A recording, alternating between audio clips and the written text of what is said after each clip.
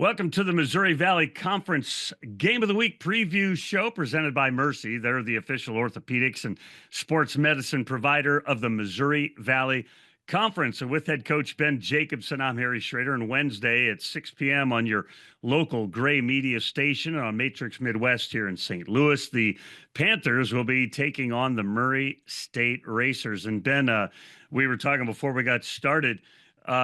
Man, we're snowed in here in St. Louis. How are things? How's the weather in Cedar Falls? Yeah, ours is fine. Got a little bit cold a couple of days ago here, but we missed all the stuff that's going on down your area. Yeah, it's crazy here. Before we talk about the Murray State team, I want you to tell us a little bit about Valparaiso. I know you guys took a tough loss there with them this weekend, but they gave Drake the business, gave Bradley the business. They're a pretty good team. Tell us about Roger Powell's Beacons. Yeah, coach has got he's got a nice group put together, and that the backcourt is the starting backcourt is new. He's got a freshman point guard that's got some savvy to him, and he's got some toughness to him, and makes some good plays for him. The two wings, really good players. They're guys that do a little bit of everything. They made early in the basketball game, each of the three of them made a 3-point shot. The first one was on an out of bounds play that one of the transfer guards made, running to the corner and, kind of falling away. And our defender was right on him and made that one. And we fouled number 2 on a 3-point shot, and he made it. We were right there hand to hand, and we bumped him, but he made that one. And then the freshman made one behind the ball screen. So that got him off to a good start. But all three of those guys have, they look good going into the game, but they played well. And then, they're the big boy's good. He had a heck of a year last year as a freshman, and he's legitimate size. Like that's, and we knew that, from playing against him last year, Harry. But, when you get on the court and you a guy's a little bigger than you remember him, or just a little bit bigger than what guys normally are at that position. So there's some challenges because he's got size and he's got versatility. And then I tell you, they're really moving the ball well. We had, defensively, we were okay. But part of the reason we were okay and not better than that was because of how well they're moving the basketball. So, he's got them playing well, and he's got some good new players in there. And the 3-4 guys that are back are really playing well for him, right? The 2 guys up front and a couple guys off the bench. But yeah, he's doing a great job with them. Leads me to my next question about competitiveness in the league. Obviously, the Valley is always very competitive. But the home teams are only 13-11 at home, and 7 teams are tied at 2-2. This is just one of those crazy Missouri Valley years.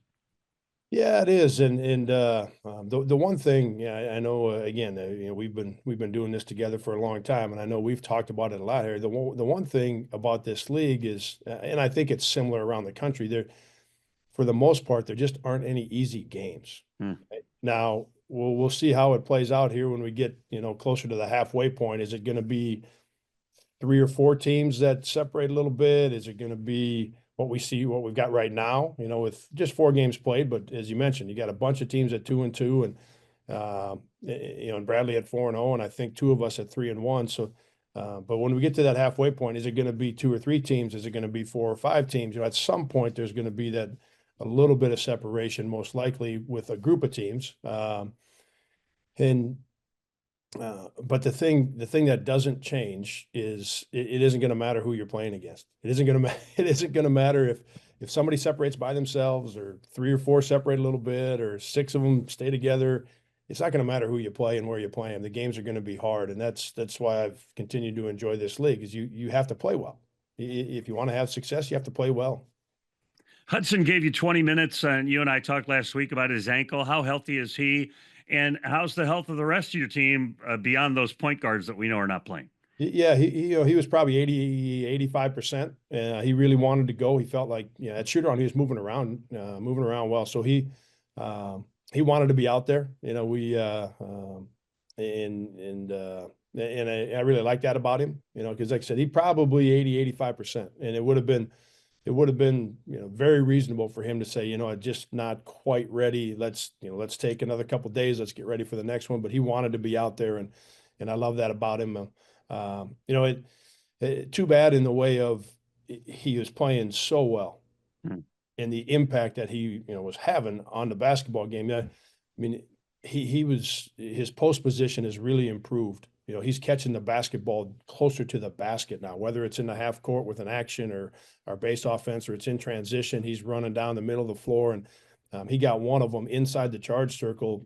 I don't remember if it was after a made shot or missed shot, but Trey came down, and all of a sudden Huddy's standing inside the charge circle, and he throws a pass. It's about a 25-foot pass, but he just catches it, turns, and lays it in. And the guy defending him was really working hard. This couple game, either last game or a couple games ago, was really working hard. But Huddy is just, he's gotten really big. He's in terms of his strength, and his post position has gotten better. So too bad that he got nicked up there, because he was playing so well.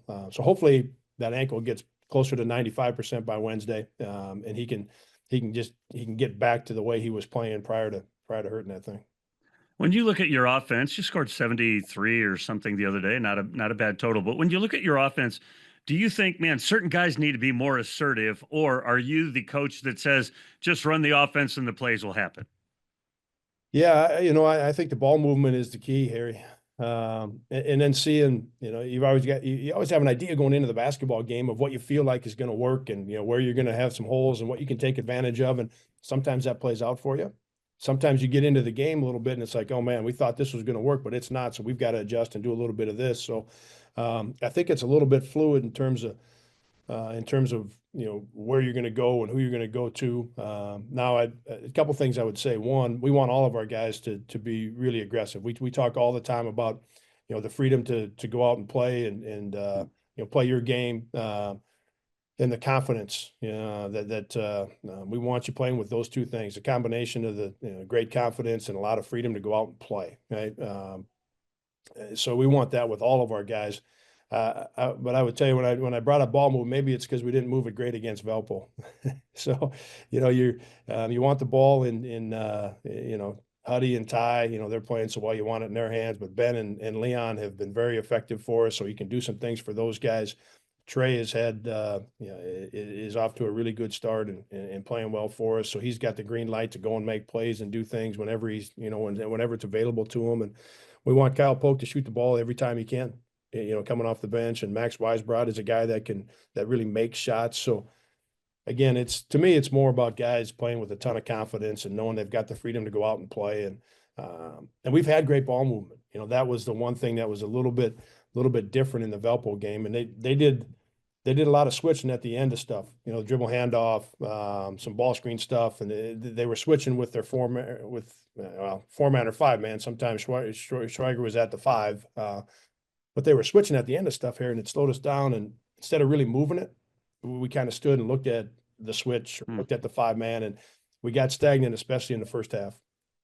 It's amazing how right within the context of a game, it can ebb and flow and things can change. It's pretty amazing. Wednesday night at 6:00, Matrix Midwest here in St. Louis. The Gray media stations around the Valley footprint. You're hosting Murray State. What do you like? What are you seeing so far about the Racers? And brag a little bit about Jacoby Wood. I just so like his game.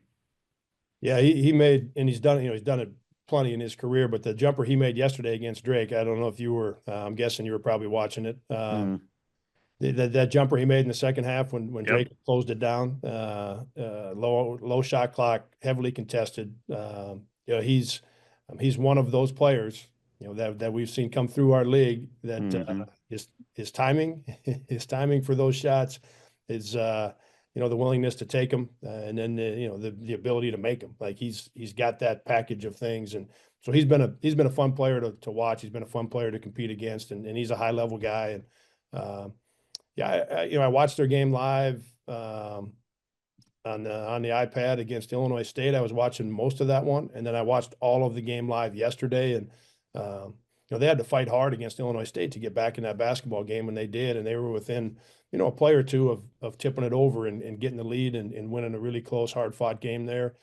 And yesterday they had the other side of it, right, where they had to hold off Drake in that second half, and and they were able to do that on the road against a team who's been terrific all year. So, yeah, really like their experience. You got the point guard like Jacoby that is so good at that spot, and his leadership is so good. So they got great play out of that position, which is always important. And but the mix of guys and the experience, and we've seen it a lot. I think everybody has, even though rosters turn over, the experience in terms of years played and um, years played and what guys have done at their previous school, that really pays off. And I think Steve, he's always done a great job in terms of recruiting and coaching his guys and knowing what he's looking for in guys and being able to put together really good teams and really good rosters. And he's done that again with 4 or 5 guys that are returning and 3 or 4 guys that are new that are in the rotation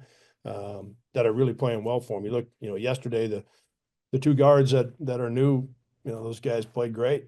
And that's where I say, even though rosters have changed a lot, Harry, what we're seeing is, guys that have already played for 2 or 3 years and averaged double figures for a couple of years at the Division I level. And so they're at a different school, but they've already done it. And Steve's done a great job of putting this team together. I really like the mix of guys and then, their experience. And the other thing I would say, the toughness they play with in both those games. It really showed, and I know I've done it more than just the 2 games, but referring to Illinois State and Drake, the 2 games that they just played, the toughness they showed at the defensive end, the toughness at the offensive end. They've been a little lower possession team than say Belmont, right? Belmont's at the other end where it's going to be a high possession game, play a lot in transition. Murray has shown so far that they're going to be a little lower possession and really grind you in the half court and that takes some toughness by your guys, to continue to play through and they do a great job of getting it inside, do a great job of getting to the free throw line. Their off-ball actions are really good. You don't see a lot of those now. Everybody's running the ball screen, right? Everybody's setting the ball screen everywhere you can possibly imagine. There's a ball screen being set. Murray's doing a little bit more in the way of trying to get it inside with the pass, running off-ball actions, grinding you, and they'll do some ball screen stuff, of course, with Wood. But yeah, I really like what they've done here the last couple of weeks. You mentioned those guards. Harcum hit 2 big threes late in that game as well. The last thing I want to ask you about is, I guess in that game, they played 8 guys, one of them only 5 or 6 minutes. You play more than that. Can depth become really an advantage in a game like that?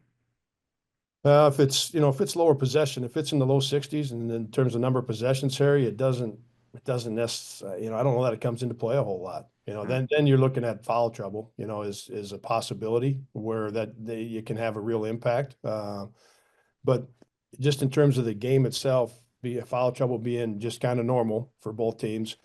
If the possessions are in the low 60s, you're not running up and down a bunch in transition. I don't know that it plays a huge factor in it. So we'd like to, as we've shown, we've been really good in transition. It really paid off for us against Southern Illinois in our home game a couple games ago. That really turned it for us in the second half.